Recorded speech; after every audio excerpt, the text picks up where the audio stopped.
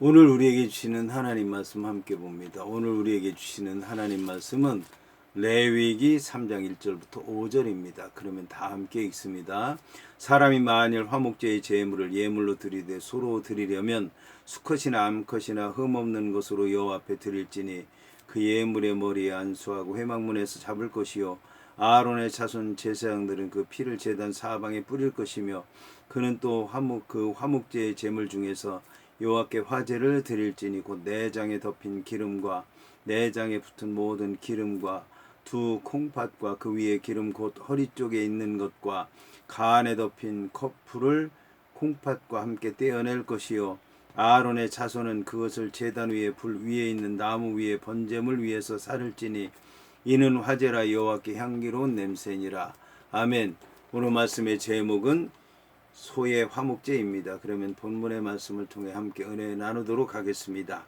이에 본문의 말씀을 보면 사람이 만일 화목제의 제물을 예물로 드리되 소로 드리려면 수컷이나 암컷이나 흠없는 것으로 여호와 앞에 드릴지니라고 하는 말씀으로 시작을 합니다. 본문에 사람이 만일 화목제의 제물을 예물로 드리되 소로 드리려면 이라고 하는 말씀에서 화목제라고 번역된 셸람임이라고 하는 말은 이제 화목, 평화라고 하는 뜻을 가진 샬롬이라고 하는 명사에서 파생되었습니다. 하지만 샬롬이라고 하는 말은 우리가 흔히 생각하는 것처럼 화목, 즉 분쟁 없이 사이좋게 지내는 상태라고 하는 뜻이 아닙니다.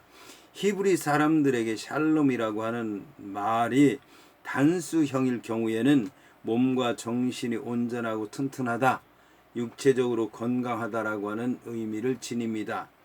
본문에서처럼 복수형으로 사용되었을 때는 보다 뜻이 넓어져서 번창, 복지라고 하는 의미를 지닙니다. 따라서 히브리인들에게 샬롬이라고 하는 말은 추상적인 개념이 아니라 일상생활과 아주 밀접한 구체적인 개념이었던 것입니다. 한편 화목제로 하나님께 바쳐질 희생 제물로는 제물을 드리는 자의 생활 형편에 따라서 세 가지 짐승이 가능했습니다. 첫째는 흠없는 수소나 암소입니다. 둘째는 흠없는 수양이나 암양입니다. 셋째는 흠없는 수염소나 암염소입니다. 여기서 주목할 점은 화목제의 경우는 번제의 경우와는 달리 희생제물로서 비둘기는 허용되지 않았다라는 것입니다. 비둘기가 허용되지 않았다라고 하는 것은 화목제의 독특한 특징인 제사 후에 공동 식사에 있어서 비둘기는 여럿이 함께 나누어 먹을 만큼 그 고기가 충분하지 못했기 때문입니다. 여기서 제물에 해당하는 제바흐라고 하는 말은 죽이다, 도살하다고 하는 뜻을 가진 자바흐라고 하는 동사에서 나온 말로서 죽임을 당하여 제물이 될 짐승을 가리킵니다. 이처럼 여호와의 화목은 희생을 통해 이루어지는 것이며 구체적인 행동이 뒤따른다고 하는 것을 말하는 것입니다. 여호와께서는 역사 속에서 자신의 아들을 죽이는 구체적인 행동으로 우리에게 자기의 사랑을 확증해 주셨으며 영적인 번창과 복지를 주셨습니다. 그뿐만 아니라 자신의 자녀로 부르신 우리에게도 화목하게 하는 직책을 주셨고 영적인 복을 널리 퍼뜨리는 사명을 주셨습니다.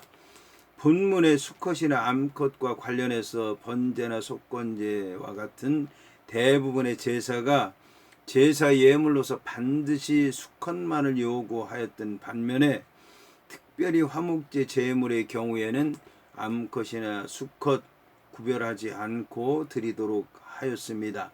그 이유는 화목제의 목적이 여호와와 인간 간의 화해와 교통, 그리고 인간 사이의 상호 친밀한 교제를 도모하는 데 있는 만큼 거기에는 남녀의 차별이나 구별이 전혀 있을 수 없다는 사실을 보여주기 위해서였습니다. 그러나 애굽의 제사의 경우에는 어떤 제사든지 암컷은 허용되지 않았다라고 얘기를 하고 있습니다. 본문에 흠없다라고 하는 말에 해당하는 탐임이라고 하는 단어는 신체적으로 아무런 결함이나 하자가 없는 온전한 상태를 가리킵니다. 이것은 번제 제물로서 하나님께 바쳐질 희생 제물의 가장 필수적인 요건입니다. 유대 전승에 의하면 예물 드리는 자가 가축을 성막으로 끌고 오면 담당 제사장은 제사를 드리기 전에 먼저 그 가축의 하자 여부를 잘 살펴보았다고 합니다. 한편 바울은 탐임에 해당하는 헬라어 아모모스를 사용해서 신자들이 성화되어야 된다고 하는 것을 강조하고 있습니다.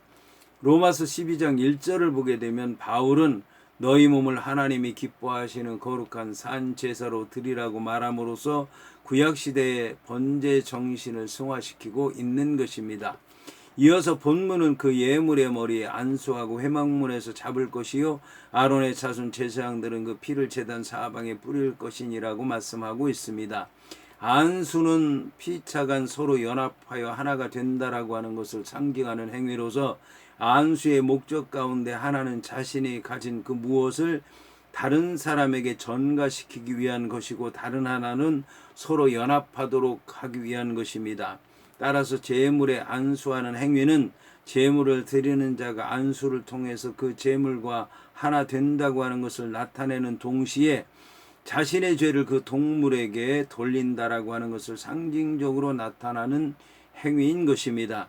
따라서 제물 드리는 자는 자신이 직접 피를 흘리지 않고도 자신과 연합된 안수받은 제물의 피 흘림을 통해서 자신의 죄를 속함받을 수 있었던 것입니다. 그러나 이때 제물 드리는 자는 자기 대신에 처참하게 죽어가는 제물의 모습을 통해서 죄가 얼마나 심각한 것인가와 속죄의 은총에 대해서 마음속 깊이 체험해야 했던 것입니다.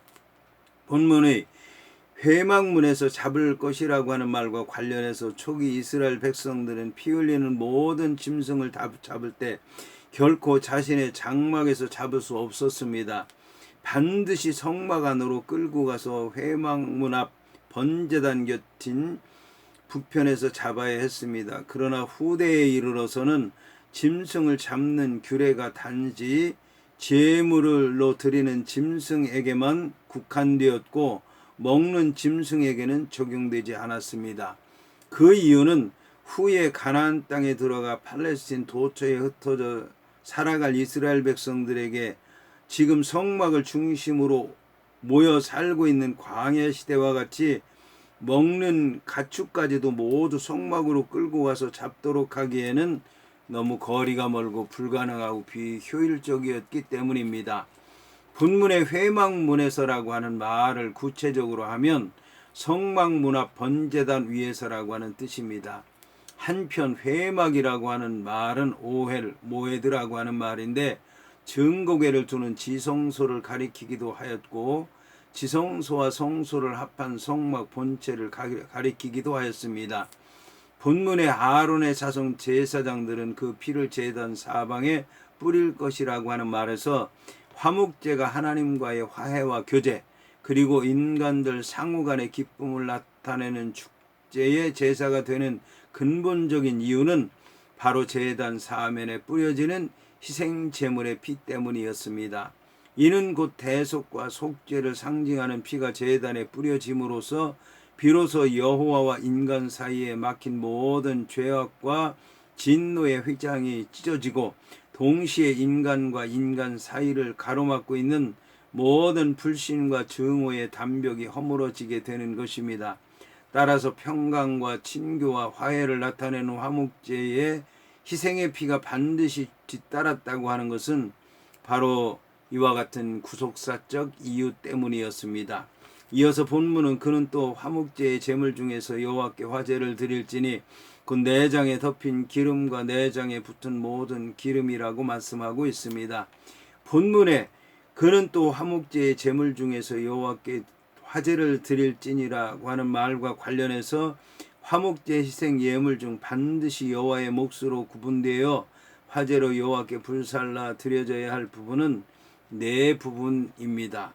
첫 번째 부분은 내장 즉 창자에 덮인 기름 부분으로 위에서 장까지 내장을 전체적으로 싸고 있는 큰 꺼풀 부위입니다. 두 번째 부분은 내장에 붙어있는 모든 기름 부위입니다. 세 번째 부분은 두 콩팥과 허리 주변에 붙어있는 모든 기름 부분입니다. 네 번째 부분은 간 위를 덮고 있는 꺼풀 부분입니다. 이것은 희생 제물의 속 부분으로서 가장 기름지고 좋은 부분을 가리킵니다. 이를 통해서 우리가 깨달아야 하는 것은 인간이 여호와께 바쳐야만 하는 부분은 우리의 속 심령으로부터 우러나오는 가장 귀하고 진실된 것이어야 한다고 하는 것입니다. 여호와께 드리는 대부분의 희생 제물은 화제였습니다. 왜냐하면 예물을 태울 때 피어나는 그 연기에 각각의 예물이 가지는 독특한 의미들이 있었기 때문입니다.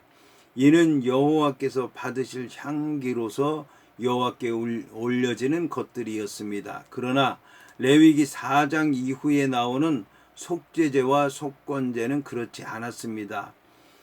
이 예물들 속죄제와 속건제는 태워 드리기는 했지만 화제라고 불리지는 않았습니다. 왜냐하면 속죄제물이나 속건제물들이 여호와께 기쁨을 드리기 위한 목적이라기보다는 사람의 죄를 속하기 위한 목적으로 태워진 제물이었기 때문입니다. 여기서 화제로 번역된 이쉐라고 하는 히브리 말은 불을 나타내는 단어에서 파생하였습니다. 화제는 제물이 불에 타는 형상을 묘사하는 단어입니다. 이렇게 불에 태워진 예물은 여호와께 향기로운 냄새가 되었습니다. 여기서 향기롭다고 하는 말에 해당하는 미호아흐라고 하는 말은 직역하면 달래다, 진정시키다라고 하는 뜻을 갖고 있습니다. 이어서 본문은 두 콩팥과 그 위에 기름고 허리 쪽에 있는 것과 간에 덮인 꺼풀을 콩팥과 함께 떼어날 것이라고 말씀하고 있습니다. 레위기 1장 9절에서 본 것처럼 히브리 사람들은 인간의 감정이나 생각이 내장에 해당하는 케레브와 콩팥에 해당하는 킬레야와 간에 해당하는 카베드에 있다고 생각을 하였습니다. 따라서 본문에서 두 콩팥을 드리라고 한 것은 예배자의 감정과 생각을 함께 드리라는 상징적인 의미를 지니고 있습니다. 화목제는 맹세를 하거나 여호와의 구원과 여호와의 긍휼하심을 찬양할 때 예배자의 감정이 자발적으로 우러나와서 드리는 제사입니다. 따라서 사람의 감정이 머물러 있다고 생각되었던 내장과 콩팥이 특별히 구분되어 화제로 태워드렸던 것은 자발적인 화목제사에 성격하고 잘 들어맞습니다. 이어서 본문은 아론의 자손은 그것을 제단 위에 불 위에 있는 나무 위에 번제물 위에서 살을 찌니 이는 화제라 여호와께 향기로운 냄새니라고 말씀하고 있습니다. 본문의 번제물 위에 살을 찌니라고 하는 말에서 번제물은 매일 아침 저녁으로 드려야 하는 의무제인 항상 드리는 상번제 때에 드려진 예물을 가리킵니다. 따라서 특별한 목적을 가지고 어떤 사람이 화목 제물을 드리려고 할 때는 이미 단 위에 그날 아침에 드려진 번제물이 있을 수밖에 없었습니다. 그러므로 제단 위에 불 위에 있는 나무 위에 번제물 위에서 살으라고 말씀한 것입니다. 여기서 번제라고 하는 말의 뜻의 올라는 바로 그날 아침에 드려진 그 번제물을 가리키는 것입니다. 한편 항상 드리는 상번제라고 하는 것은 모든 것을 다 바치는 헌신을 상징하지만 화목제는 기쁨과 마음을 나누는 것을 상징합니다. 따라서 항상 드리는 상번제를 바친 뒤에 화목제를 바치는 것은 이제 드리는 것도 중요하지만 나누는데 그 목적이 있다고 할 수 있습니다. 본문의 아론의 자손에 해당하는 벤의 아하론과 관련해서 구약 시대에는 오직 아론의 자손만이 제사장이 될 수 있었습니다. 그리고 제사장들만이 제단 위에 불을 피울 수 있었고 희생 제물에 피를 뿌릴 수 있었습니다. 따라서 예물 드리는 자는 단지 제물을 성막으로 끌고 와서 제물 위에 안수한 후 잡아 그것을 제사장에게 건네줌으로써 그 예물이 하나님께 바쳐지도록 준비할 뿐이었습니다. 본문의 번제물 위에 살을 찐이라고 하는 말씀과 관련해서 화목제의 희생 예물인 여러 부분의 기름과 콩팥은 반드시 번제물 위에서 불살라져야 했습니다.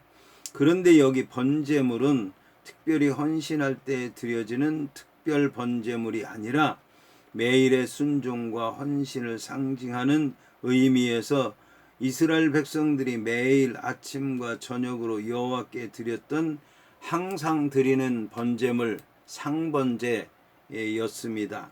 따라서 번제물은 항상 번제단 위에서 불타고 있었는데 하나님께서는 바로 이 번제물 위에 화목제물을 올려서 자신께 향기로운 예물을 드리도록 명령한 것입니다.